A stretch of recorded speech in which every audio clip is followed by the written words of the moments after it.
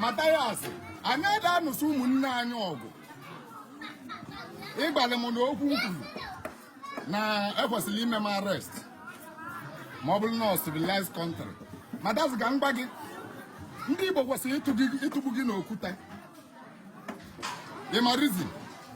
Ọ na-abụ ụmụnne anyị ahụ ifili na ba na-eje ụka. Ịdị clearly your enemy.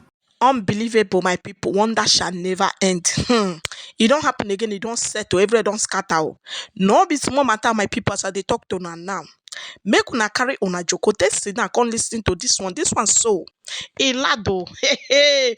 Una no say Mathias Ezeaku make video about Nmiri Eweilo. My people.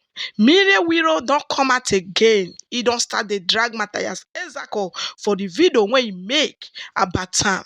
My people, waiting Nmiri Eweilo talk no be small thing. He said they're supposed to use okute. They throw Mathias Ezeaku. He go kpai, he go delete for there. Say the way when he take the drag Indio car. They talk about Indio car. Say Mathias, he reach the kind person when they go use okute, they go stone am with that okute. They go stone am, use that stone take kpai am. Say Mathias no deserve to live. My people, unbelievable, no be small thing. He said the time when Mathias Ezeaku enter kirikiri, when he get issue, when they carry and go Abuja, that time.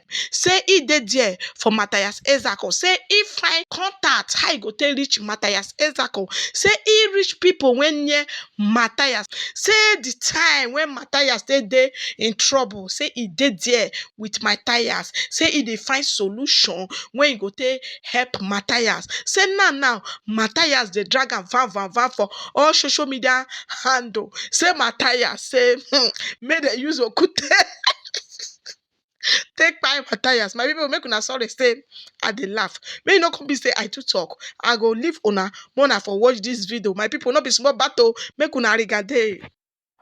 Madam, watch I go singa for this amona ga enwe nsogbu. Mana ihe mmana onye ọbụla bịara ikwuta n'Igbo. You will never be my friend until you have common sense. What is deceive ndị Igbo? Number one, Nmiri, ọ bụrụ na obodo nwere law ka ikwuru okwu a ijekọ nga. Ị na-aga prison. Ekwe na na-ekwu. Ọ bụrụ na obodo nwere law ka ịpụtara mepe ọnụ ije si na onwere ọgwụ ego a na-agwọ a na-akpọwa nwa amụrụ ọfụrụ ebe a fee ya aka na mkpụrụ obi wee wepụta mkpụrụ obi wee gwọ ọgwụ ego wee gwọ oruru. Mmiri njụ ọgụ kedu onye anyị ma na-agwọ ọgwụ ego n'ala Igbo. Ọ bụrụ obodo nwere lọ ikwute okwu na-enwe ka esi egbu mmadụ a ga-ejide gị ka igosi ka esi eme ya. Maka na onye na-eme ihe maka esi eme gịnị eme ihe. Wede na-ekwu so ejizina maka ịmara na otu isi eme wee na-enweta ego na-eri nri mebi ya. Ejizina ka ikwu ka asị na ọgị nwa na nke gị dị genuine desi igwe ndị Igbo.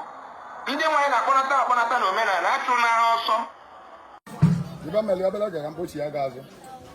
Ụmụnne ekene m unu. Ekene m ngị bụ onye ọma na-ege m ntị ebe ọ bụla ị nọ na wee na-anụ iwe m na-ekwu. Egwu m sị na Amaka ya emelụ gị.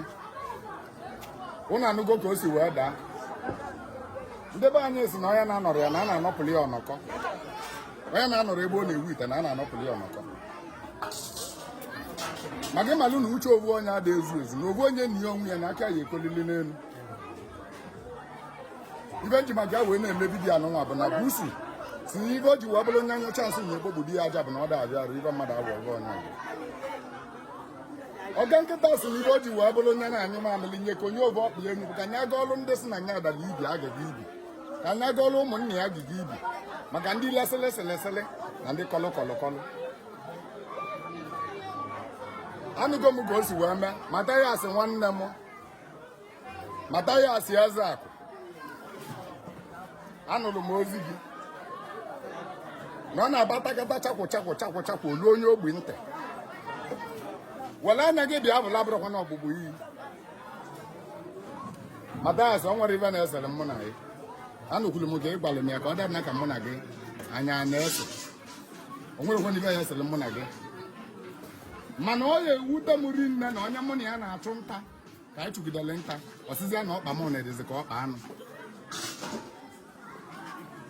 ekenere ngiri nna na nya bụ message drop.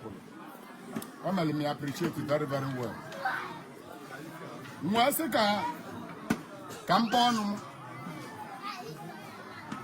O nwere ibe m chọrọ ịkọwa na vidiyo. Mathias Ezeaku. O nwere ka mmadụ si eme ihe imeketa ibe asị na giligili veloke ọ bụla ala.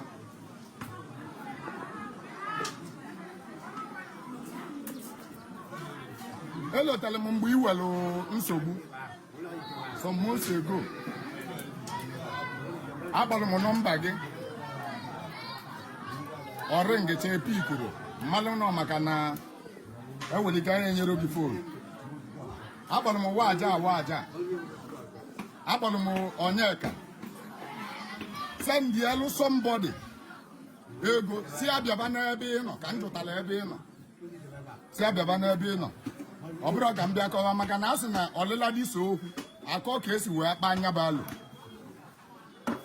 mana nya dị otu ahụ. After the whole thing ịpụta common ịkpọ m na phone return wa call m maka na ịfụ my miss call and my message ịnụsịlịba ncha ndele gị too small adị m too small ndonwe ịkpọ m sị m na ịnụlụ ka o si wee mee with yawu niile anyị tiri and everything kolukọcha ka anyị si wee kolukọ ndele gị too small. Mathias achọ m ga mgba gị nọ eri 2014 ka m nọ na social media 2014 ka m nọbara ọgwụ a ka ndị be anyị mebe omenala. From 2014 cheki nwata amụrụ na 2014 wee ruo 2024 cheki how many years ọ dị. Eri a ga ibido wee kwube ibe a okwu gbasara ọgwụ okwu gbasara oke ite jee cheki ya my video since 2014 eri abụ ka m kụzibeli ya. Mathias adị m very very surprised na ndị kwuru ụdị okwu a ikwu mana nya dịba maka na asị na na-amarọ ụmụrụ nwanne ya ezukie. Mathias o nwere ibe m chọrọ ịgba gị ịsị na ị na-anụ ọgwụ na-edubata ndị be anyị na omenala mana ga mgba gị na ọ bụrụ omenala ka ị na-eme ị na-akụzi maka omenala. Ibe ị na-akụzi bụ maka sayensị and teknọlọji ya ka ị na-akụzi ị dịrị apụlati omenala atọl ka mgba gị ya ndị iru gị na maka na ọyị mụ na m aka agwa gị aga na m gwara gị agwa ada abụọ ofu. Mathias anyị ada anụsị ụmụnne anyị ọgụ ịgbalị m na okwu kwuru na ekwesịrị ime m arrest ma ọ bụrụ na civilized country. Mathias ga mgba gị ndị Igbo kwesịrị ịtụgbu gị n'okwute.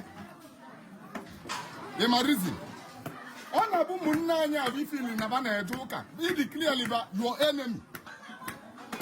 Onye na-eje ụka nwere ike mechaa mebe omenala maka na 2012 2013 2010 ana m eje ụka jegide ruo 2014 2015 ka ndị wepụta n'ụka nke nwa na onwe gị na-ejekwa ụka abụ.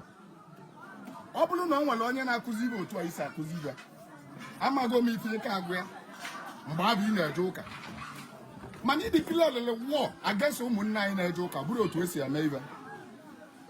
Ọ bụziala ya onye nwa ya nwụrụ maọbụ onye nwanne ya nwụrụ ịbata na social media ịbata ruo ịgbabịa maọkụba onye nwụrụ anwụ nye ka m ji gwa gị na ekwesịrị iji okwute tụgbu gị.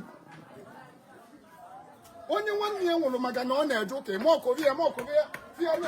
maọkụ ọnụ Jizọs rapụ ụmụnne gị. Onye ọnwụ nwụnarị ikwesịrị iwe simpati.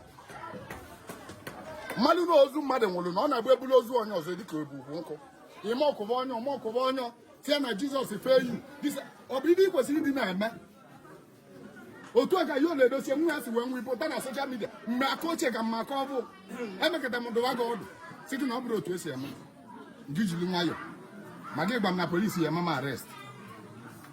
Ebe ọzọ ịgbara m bụ otu afọ nna m wee na-enweta ego. Mathias ka m gba gị nne bụ nwa akwụkwọ ahụ ije zụta na-abịa bụ mụ nụrụ nne ya iji na maka na ị na-eme charity organization wee batara oweli ya na-edisivu ya ndị mmadụ.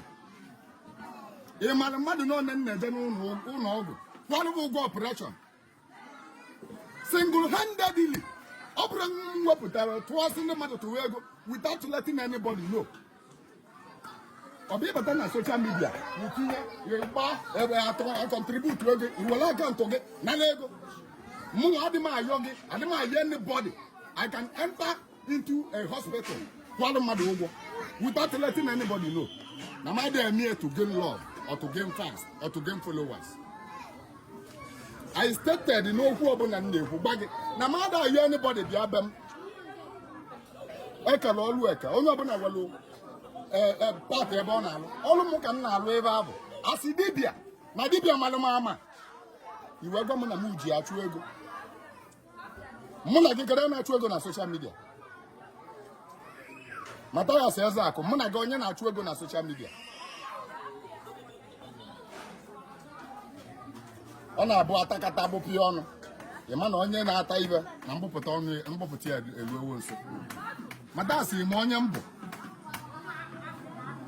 Mụ ka esi na mụ na-achụ ego na mmalị ka nsi achụ ego mụ na-achụ. Muna ga onye na-achụ ego. As a majority can go who are where do I go? He declares in a war against Umuna in a joker. They are not your enemy. The religion will tell you to brainwash about your enemy, and they will tell you, not your brothers, not your sisters in a joker. Stop eating our more Kozum Lang, neighbor Chuku, Oyadin and one, Bibian and one, Ibo Twine, one, more than one, Pastor than one, or what on year, Kalilong. Anybody can die at any fucking time. In Akuzio Mena, Maga Bandem Madavacho na Jamila Alwall. Magana Akuzio Mena, Mathias. In Akuzio Mena, and I Bandem Madavedo was a chiba. Cadisio Mena in Akuzi. Cado to Akuzio Mena, Kangota. A battle of topic in a use. Jesus, on what any other topic, you will not blow Jesus, Jesus Melenka. As a Mugang baggy, no, you might Agama Bagagwan and Mogalaga Bada Wolf. Judin, why your cover Lala goes well in I can never move. It's an old way garderer. It's an old way garderer. You know, Ramacande Bolo Guego Bubu. It was Nandebani. It's an old way garderer. Nadra go Guego. Okay, then we drum. He might have a Guego. It's another wall. Ima wanande mmadụ na-efu na various houses. Ima na nwanne m nwaanyị efugo.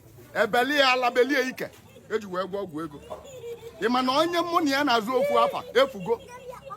Ebeli ala belie ike. Eji wee gwa ọgwụ ego. Onye ọ na-emebere nyasịkwa na sị nyambe ya. Ndị a niile na-efu anọkọtasị na mmadụ fulu n'obodo a na mmadụ gakọtara ije atọlị ya. Kedu ibe eji eme? Pass in the mother and ebe ma ala mi ke kedibe ji eme ese mo na ogwu ego adiro Mathias ụmụaka na-efu na hospital gịnị ka eji be eme Mathias ịwọlụzi na ndị be anyị ka mgba gị ya ịwọlụzi na ndị be anyị